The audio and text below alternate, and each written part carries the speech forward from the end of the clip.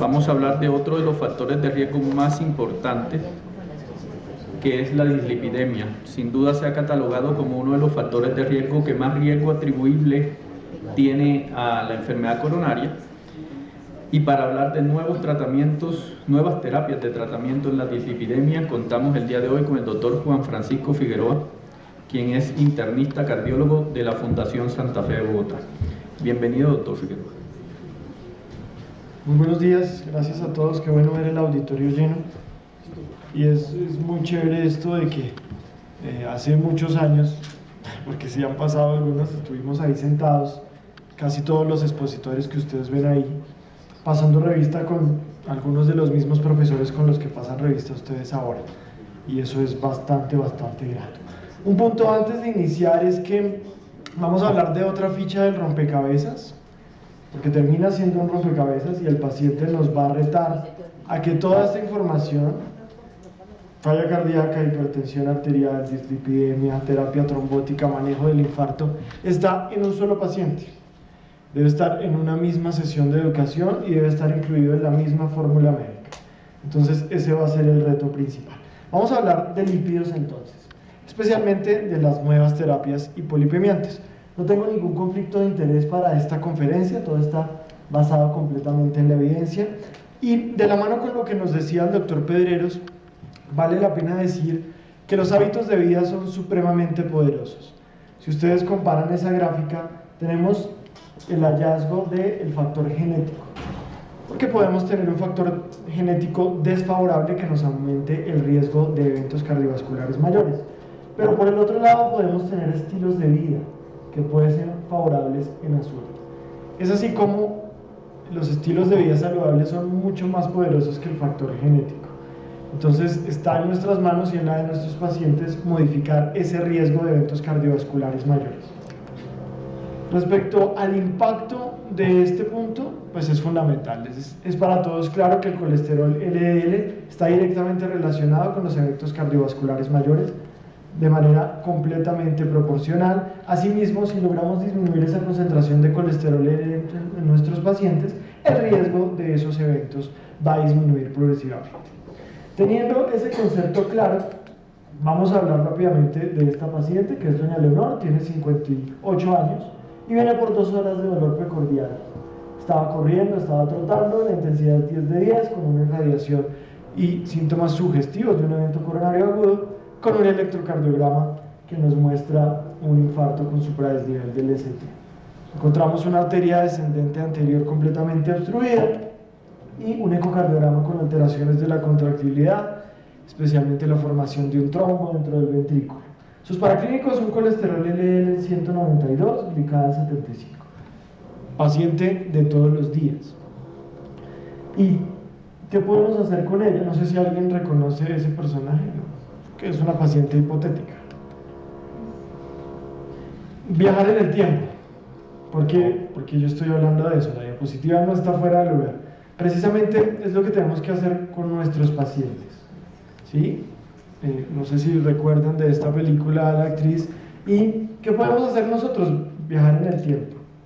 Si tenemos a esta paciente 20 años atrás y tenemos estos laboratorios con un colesterol LDL muy alto que sugería hipercolesterolemia familiar, una glicada que ya estaba en rango de prediabetes, una paciente con tabaquismo activo que no se intervino y antecedentes familiares de enfermedad cardiovascular, es ese viaje en el tiempo el que nos va a permitir intervenir el paciente a tiempo y evitar ese infarto agudo del miocardio. ¿Y cómo lo vamos a hacer? ¿Cuál es el DeLorean? ¿Cuál es la máquina del tiempo nuestra? La estimación del riesgo cardiovascular. Podemos utilizar una herramienta para estimar el riesgo cardiovascular si es que el paciente no ha tenido ningún evento, pero puede ser bastante obvio si los factores de riesgo están presentes. ¿De acuerdo? Entonces ese es el mensaje principal. Ahora, ¿cómo lo vamos a hacer? Esta tabla que hemos ido actualizando resume los objetivos de colesterol LDL y depende del riesgo, por supuesto. Estamos hablando de riesgo muy alto, enfermedad cardiovascular establecida.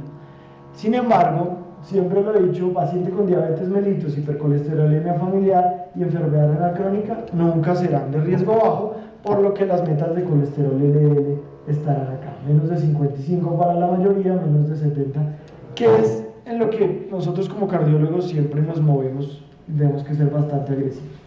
Esto es un solapamiento entre la guía europea y, entre el score europeo y el ASCVD que ya tenemos validado en Colombia para estimar el riesgo cardiovascular. Son las calculadoras de riesgo cardiovascular a 10 años. Pero como la estimación no es igual, podemos calcular riesgo de morirnos o podemos calcular riesgo de infartarnos, y afortunadamente no es lo mismo. Entonces, por eso los porcentajes que ustedes ven son variables, ¿sí? Más de 10% para la guía europea, más de 20% si utilizamos el modelo de predicción norteamericano, que está bien que lo usemos en nuestro medio.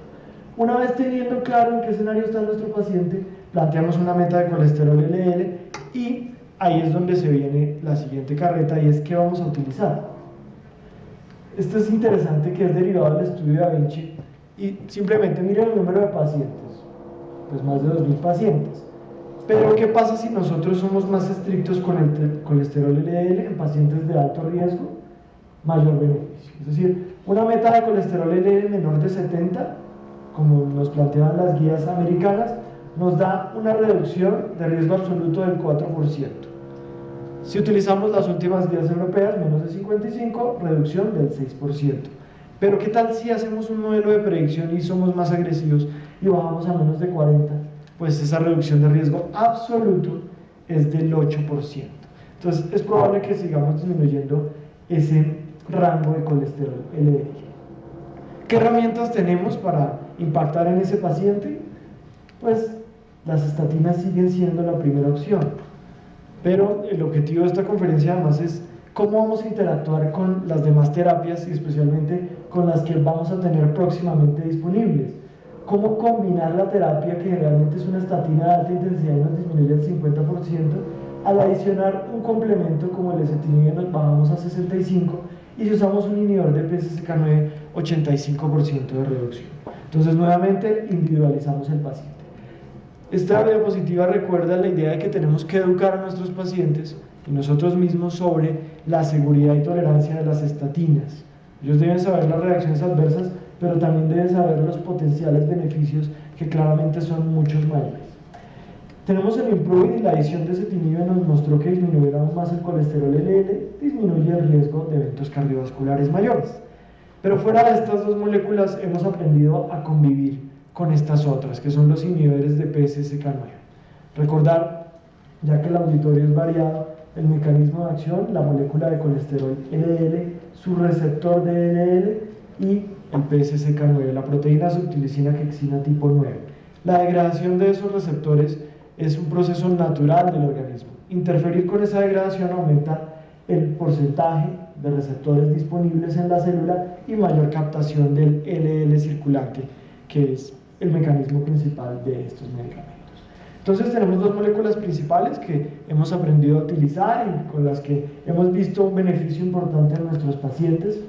Evolocumab con el estudio Fourier, que disminuye claramente la concentración de LDL de 90 a 30 en estos pacientes, con desenlaces importantes: muerte cardiovascular, infarto, ACV, revascularización, hospitalización por angina, con una reducción del 15%.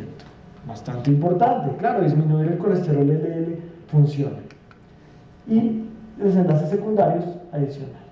Tenemos alirocumab con un mecanismo de acción completamente idéntico y con unos hallazgos que son muy similares, HR085, con desenlaces cardiovasculares mayores. Entonces tenemos estos inhibidores de proteína PCSK9 con un beneficio importante. Entonces empezamos a buscar nosotros nichos de a quién ponerle estos medicamentos más tempranamente, y nos dimos cuenta que los pacientes de más riesgo pues se beneficiaban mucho más de bajar ese colesterol LDL.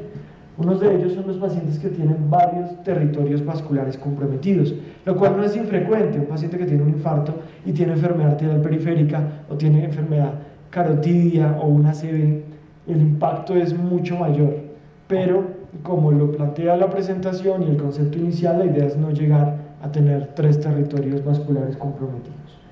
¿Qué tanto disminuirlo? Pues no hemos tenido un límite ni hay una J en la reducción de eventos cardiovasculares a bajar ese colesterol LDL. Entonces hasta este momento, y es lo que estamos haciendo, son 3 escalones: estatinas, ezetimibe, inhibidor PCSK9. ¿Qué tan rápido subimos esos escalones? Dependerá de nosotros, si somos estrictos y disciplinados, y dependerá del paciente y su riesgo cardiovascular. Pero tenemos muchas más opciones. Entonces vamos a hablar de dos adicionales principales. Nosotros podemos interferir con la absorción del colesterol y interferir con los kilomicrones, o también podemos interferir con todo el metabolismo. Vamos a concentrarnos en dos partes, y es la síntesis endógena de colesterol y una molécula adicional, digamos, similar a la estatina. Eso es importantísimo. Pero también un mecanismo de acción novedoso, como es interferir con la producción en RNA a nivel molecular. Entonces vamos a hablar de esta primera molécula, que es inclisiran. La imagen tiene la intención de recordar un poquito el mecanismo de acción. Estamos hablando de un RNA pequeño que va a generar una inhibición de la producción de una síntesis proteica. Entonces, este es el mecanismo de acción de los inhibidores PCSK9. Pero ahora vamos a disminuir la producción a nivel molecular. Este es el medicamento, que es inclisiran, pero para entrar a la célula requiere unirse a un receptor específico. Por eso la imagen del tridente, porque ese receptor ustedes lo van a ver en diferentes moléculas, no solamente para lípidos, sino que es necesario para que se incorpore dentro del hepatocito especialmente, un residuo de glucosa y péptido. Luego se degrada, se libera el inclisiran y se va a unir a un compuesto RISC de síntesis, y justamente va a interrumpir la producción de esa proteína. Entonces, si tenemos menos proteína, podemos interferir, pero directamente en el RNA. Es un mecanismo de acción bastante novedoso y nos da una ventaja importante, y es la administración del medicamento. Vamos a hablar de la evidencia clínica de esta molécula, del inclisiran. No sé si recuerdan ese gato de alguna película. Es de Hombres de Negro, se llama Orión el gato, y precisamente así se llaman los estudios, al igual que la galaxia. Entonces, resumí en esta tabla los estudios principales, porque son escenarios diferentes. Entonces estamos hablando de hipercolesterolemia, en este caso hipercolesterolemia familiar, en el origen 10 pacientes con enfermedad cardiovascular establecida y con colesterol LDL arriba de 70, y acá una combinación adicional de la estimación de riesgo cardiovascular. O tenían enfermedad cardiovascular establecida o tenían un riesgo alto de padecerla. Entonces tenemos escenarios que son, digamos, habituales en nuestra práctica, y con una molécula que mostró una reducción en la concentración de colesterol LDL de manera importante. Entonces aquí reunimos los tres estudios, más de 3.500 pacientes, con la disminución en porcentaje y en número del colesterol LDL, más o menos un 50% de reducción del colesterol LDL. ¿Y cuál es el resumen de esto? Pues las fases iniciales, por supuesto, de toda molécula: seguridad. Es un análisis, como les digo, con un buen número de pacientes en que las reacciones adversas fueron similares con el placebo y se relacionaban más con el efecto de la aplicación, que en este caso también es inyectable.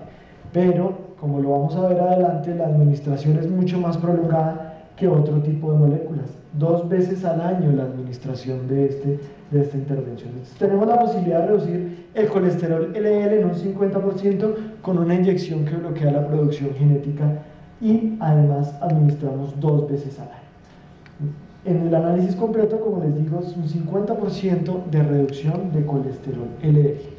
Aunque estos análisis son de seguridad, podemos estimar el desenlace de eventos cardiovasculares. Aunque los estudios están diseñados para mostrar seguridad en esta fase de la molécula, se puede estimar que al sumar todas las poblaciones tenemos una reducción de los eventos cardiovasculares mayores, y no tendría por qué no ser así. Estamos hablando de que todas estas moléculas que hemos nombrado disminuyen la concentración de colesterol. Esta es la administración, inicialmente día 1, luego día 90, y luego una administración 2 veces al año, con una reducción de eventos cardiovasculares que, como les mostré, además va aumentando en el tiempo de seguimiento. Necesitamos más evidencia, y pues se va a comparar con otras moléculas, lo cual va a ser bastante interesante, y también vamos a ver que el desenlace sea precisamente cardiovascular, un estudio diseñado para mostrar desenlaces cardiovasculares. Bueno, Muy bien, terminando, pues vamos a hablar de esta molécula que es el ácido bempedóico.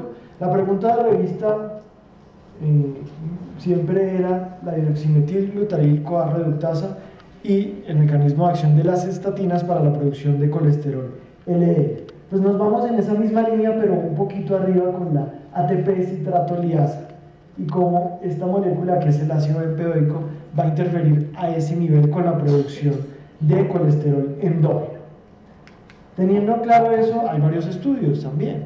Aquí son los estudios CLEAR y solamente vamos a hablar de uno de ellos. Inicialmente, fases de seguridad, vamos a mostrar seguridad. Pero ¿qué pasa con la reducción de colesterol? Podemos tener un escenario de un paciente que tenía estatinas o un paciente que no tolera las estatinas, paciente naïf, no tomaba nada, con una reducción estimada de ese colesterol LDL del 23%. Llama la atención que el mecanismo es similar a las estatinas, también encontramos una reducción de la proteína C reactiva, es decir, hay un efecto adicional pleiotrópico no solamente en la concentración del colesterol LDL. Entonces, ese estudio CLEAR se refiere a pacientes que tienen intolerancia a las estatinas y que tienen un riesgo cardiovascular aumentado, porque la mayoría de ellos tenían enfermedad cardiovascular establecida. Estamos hablando de prevención secundaria. La mitad de las pacientes fueron mujeres, pero vean el N, que son más de 13.000 pacientes con una concentración promedio de colesterol LDL de 139, que no es infrecuente. Estamos hablando de un paciente de riesgo que no tolera las estatinas, entonces no es infrecuente que nos llegue con un colesterol LDL de 140 en promedio. 45% de los pacientes diabéticos. Sin embargo, ustedes ven aquí algo de estatinas. Sí, eran estatinas de baja potencia o a muy bajas dosis en un 22% de los pacientes. Entonces, esta publicación pues es reciente, desde este año, pero va de la mano con lo mismo. Tenemos otra molécula que nos disminuye un 20% más la concentración de colesterol LDL, pues nos va a disminuir más los eventos cardiovasculares, especialmente en este escenario de pacientes que no toleren las estatinas, con un 13% de reducción de eventos cardiovasculares mayores. Infarto del miocardio, ACV, muerte cardiovascular, hospitalizaciones por causa cardiovascular, con unos eventos de seguridad comparados con el placebo que son similares. Aunque hay que decir que también se pueden presentar mialgias o dolores musculares como con las estatinas, pero menos, aquí en el 5% de los pacientes. Algunas consideraciones es que el ácido bempedóico no requiere ajuste renal ni hepático y en teoría podría combinarse con las estatinas, pero vean ustedes que el escenario más claro es el paciente que no la tolere. Entonces, una presentación combinada con ezetimibe será bastante atractiva en nuestro medio. Algunas precauciones, por supuesto, como embarazo y lactancia, y algo interesante que hay que tener en cuenta cuando tengamos la prescripción de esta molécula es la combinación con quinolonas o corticoides, o en pacientes que tengan rupturas espontáneas de los tendones, porque puede aumentar la incidencia de estos eventos. Entonces tenemos muchas herramientas. Las últimas diapositivas van a tratar de resumir esa evidencia, y aquí tenemos un análisis muy importante de todas las moléculas y el potencial reducción en porcentaje del colesterol LDL. Entonces tenemos muchas opciones ahora y vamos a tener más.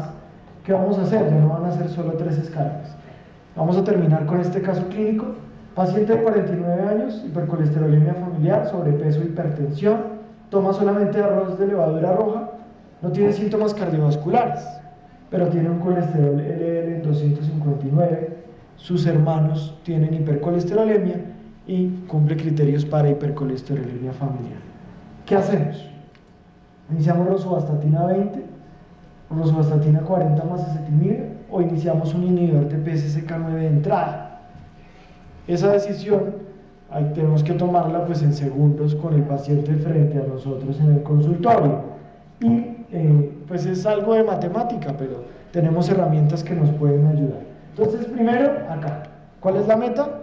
Pues tenemos un paciente con hipercolesterolemia familiar que tiene factores de riesgo, tenemos que llegar a menos de 55. No nos vamos despacio, no somos contemplativos, tenemos que llegar a menos de 55. Entonces, ¿qué necesito? Después de toda la carreta que les dije, vamos a ver, menos de 55. Entonces, ¿sí? nosotros dividimos 55 entre 259, que es el colesterol que él tiene. Yo ya lo hice, no lo estoy haciendo ahora, 0.21. Entonces ese 0.21 precisamente lo que nos hace falta es un 79% de reducción. Si adicionamos rosuvastatina, bajamos un 50, llegamos a 130. Si le ponemos ezetimibe 20% más, bajamos a 104, y con un inhibidor PCSK9 llegamos a 52, que es lo que queremos, ¿sí? Este cálculo debe ser rápido y preciso. Entonces tenemos esta información que nos va a decir cuánto vamos a reducir, pero ahora tenemos esta información que es más moléculas, más combinaciones. Algunas de ellas no están comprobadas en desenlaces cardiovascular, hay que decirlo, pero sí sabemos qué pasa en un paciente que tiene intolerancia completa a las estatinas. Podemos combinar ácido bempedoico con ezetimibe, reducimos un 40%. Si utilizamos solo el inhibidor de PCSK9 entre 50 y 60, ezetimibe más inhibidor de PCSK9, o todo, 80-85%. Entonces, ¿qué necesitamos? Estimar el riesgo de nuestro paciente, tener a la mano los datos, poco a poco los memorizamos de qué tanto se va a reducir, y ser más agresivos con el tratamiento. Entonces vamos a tener diferentes escenarios con objetivos diferentes de reducción, y podemos hacerlo, claro, escalonado, pero eso depende del riesgo de nuestro paciente. Es claro que es un modelo matemático de pacientes que son hiperrespondedores a las moléculas, otros no, pero en beneficio de ellos tenemos que ser agresivos. Esta es la última diapositiva, probablemente el doctor Jainer nos la va a mostrar ahora, y es que la guía con síndrome coronario agudo contempla ya la opción de iniciar terapia dual con estatinas y ezetimibe, de la mano con lo que estamos diciendo. Vale la pena decir que ellos dicen que si el paciente tiene un evento recurrente y ya tiene un colesterol LDL abajo de 55, tal vez no hacer nada, con lo que podríamos no estar de acuerdo muchos aquí en el auditorio. Hay que intensificar la terapia si el paciente tuvo un infarto, y hay que llegar a la meta rápidamente. Bueno, no sabemos si después de todo lo que hemos avanzado vamos a tener alguna intervención en que desde el nacimiento nos vayan a suprimir la producción de colesterol LDL. No lo sabemos. El feto en su desarrollo tiene concentraciones de colesterol LDL muy bajitas, alrededor de 20 miligramos por decilitro. Entonces podría ser. No sé si eso implique que vamos a vivir mejor, pero pues probablemente sí vamos a vivir más. Mensajes para llevar al paciente, no a la casa, es que el colesterol LDL sigue siendo el objetivo terapéutico primario en la reducción de riesgo cardiovascular, las estatinas siguen siendo la primera opción, y el tratamiento dependerá del riesgo y la tolerancia. Sin embargo, las nuevas opciones terapéuticas pues están muy cerquita, son seguras y son efectivas. Muchas gracias.